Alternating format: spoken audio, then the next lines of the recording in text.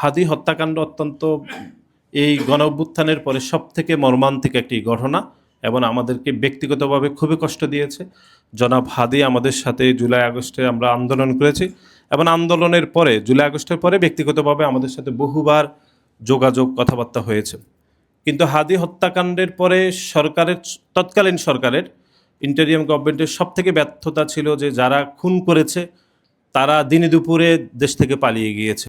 আমি মনে করি বর্তমান সরকার অত্যন্ত সফলভাবে ডিপ্লোম্যাটিক ইনিশিয়েটিভ নিয়ে তাদেরকে সেই দেশে গ্রেপ্তার করতে সক্ষম হয়েছে এবং আমি মনে করি এটি সরকারের সফলতা।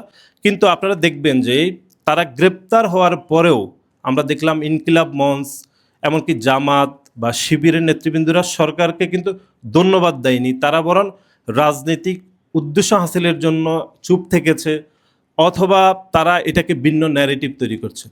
আমরা আমাদের ছাত্রদলের পক্ষ থেকে আমরা সবসময় বলেছি হাদির হত্যাকাণ্ড যারা গ্রেপ্তার হয়েছে ভারতে, তারপরেও আমরা বলেছি যে অবশ্যই খুনিদেরকে দেশে এনে বিচার নিশ্চিত করতে হবে এবং যত দ্রুত তাদেরকে বন্দি বিনিময় চুক্তির মাধ্যমে, যেহেতু আমাদের কাছে চুক্তি রয়েছে, স্বদেশে প্রত্যাবর্তন করা যায়, এই জন্য আমরা সরকারের নিকট দাবি জানিয়েছি।